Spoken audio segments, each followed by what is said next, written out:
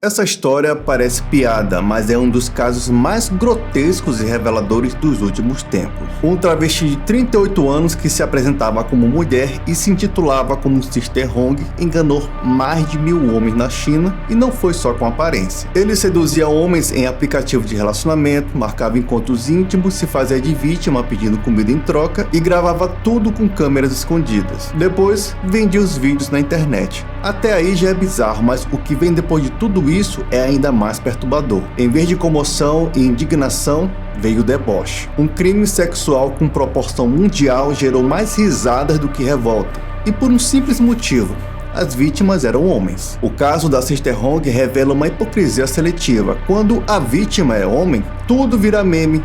Milhares de vítimas tiveram sua intimidade sexual violada, seus corpos expostos, suas famílias destruídas, e o mundo respondeu com sarcasmo, com tweets zoando o tamanho dos asiáticos, com mulheres aplaudindo o criminoso, com influenciadoras dizendo que ela tinha bom gosto. Nesse vídeo vamos desmontar essa farsa, mostrar como o progresso que tanto se prega por aí só vale de um lado, como a militância que prega respeito, empatia e justiça se cala, ou pior, ri quando o homem é vítima. Vamos expor os bastidores do maior escândalo sexual da China e explicar que isso não é apenas um caso isolado. É um retrato do mundo onde o homem é ridicularizado em todos os aspectos. Sister Hong era apenas o apelido, na verdade era um travesti. Um homem com prótese de silicone e maquiagem pesada. Todo mal montado, parecia um personagem de filme de terror, uma coisa realmente escrota. Ele entrava em aplicativos de namoro chineses e abordava homens com uma proposta simples: leve frutas, leite ou até mesmo um peixe e você terá acesso. O preço era baixo, mas o custo era devastador. Esses encontros aconteciam em seu apartamento. Homens pensavam estar diante de uma mulher, digamos, diferente. O que eles não sabiam é que cada um desses encontros estava sendo filmado. Câmeras escondidas registravam tudo, sem consentimento, sem aviso e sem direito de escolha. E aí vem o segundo ato do crime: os vídeos eram vendidos. Mais de 1000 homens tiveram sua intimidade traficada na internet como conteúdo adulto. Mas tem um ponto importante que precisa ser dito: muitos desses homens não eram vítimas, eram canalhas. Homens casados, noivos, com família estruturada, que decidiram meter o pé na lama por vontade própria. Foram atrás de uma suposta mulher para viver uma fantasia, trair suas parceiras e ainda assim achar que estariam no controle da situação. Pois é, a realidade mostrou que não estava. Alguns foram descobertos com a imagem tampada em vídeos, outros tiveram um casamento cancelado dias antes do altar, teve mãe que deserdou o filho, esposa que pediu o divórcio, e cada uma dessas consequências é justa, porque quem destrói o próprio lar com prazer barato e medíocre não merece compaixão. E o mais irônico disso tudo é que muitos desses homens buscavam esse tipo de encontro justamente porque achavam que seria tudo discreto. Queriam viver no sigilo, no erro, na sombra, mas esqueceram de um detalhe simples: a verdade não respeita segredo, ela sempre aparece, e quando aparece, cobra caro. Então muitos desses caras não são coitadinhos, eles estavam ali no erro e pagaram muito caro por isso. Quem troca uma mulher de verdade por um bagulho todo remendado, mal montado e esquisito, já perdeu a dignidade antes mesmo de ser exposto. Quando o escândalo explodiu, o natural seria indignação, repúdio, campanhas contra a pornografia não consensual, mas não, o que se viu foi o completo oposto. A internet caiu na gargalhada, começaram os memes, as piadas, as chacotas, os perfis de fofoca que normalmente defendem mulheres trans e travestis com unhas e dentes, dessa vez mudaram a narrativa. Chamaram Sister Hong de homem disfarçado de mulher. Evitaram usar os mesmos termos militantes de sempre, porque seria um desastre admitir que o maior escândalo sexual da história da China foi protagonizado por uma travesti. E o mais curioso de tudo isso, Sister Hong sequer era convincente.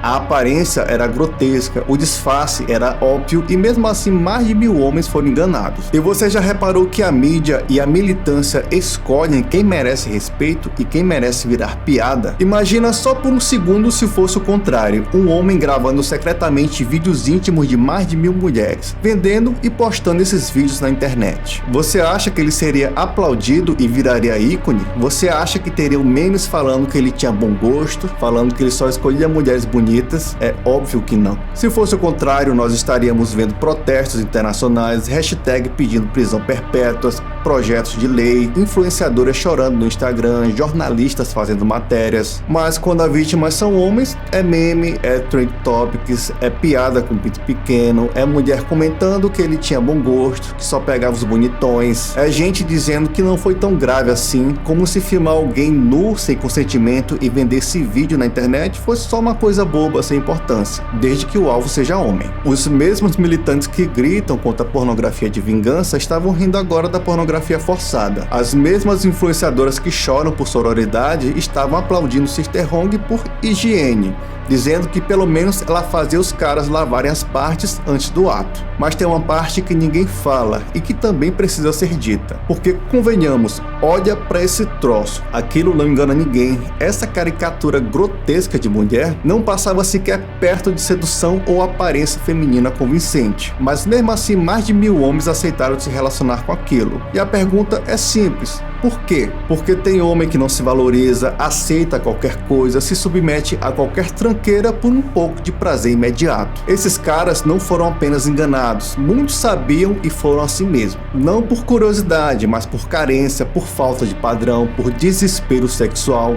Porque quando o homem se afasta do seu valor, do seu critério, da sua dignidade, qualquer migalha vira banquete. E talvez esse seja o ponto mais brutal que esse caso escancara. Homens desesperados são presas fáceis. Se você não controla os seus instintos, você é controlado por qualquer um que possa satisfazê-los, mesmo que seja um Playmobil todo montado. São esses caras que fortalecem figuras como Sister Hong, são esses caras que dão poder a quem não deveria ter nenhum. Porque um homem sem critério e sem propósito vira carne barata, aceita migalhas e aceita tudo que não presta. E o pior é que isso ainda vira piada. Isso só mostra que para uma boa parte da sociedade, o sofrimento masculino não importa. A dor do homem não mobiliza, a dignidade do homem é descartável. Ele pode ser enganado, explorado, humilhado e ainda vai ouvir risada. No fim das contas, Sister Hong não era poderosa, ela só aproveitou a brecha de uma geração de homens fracos. O poder não estava com ela, estava na ausência de critério e no desespero sexual de mais de 1000 homens que bateram na sua porta. No fim das contas, esse caso não é sobre travesti, nem sobre China, nem sobre escândalo sexual.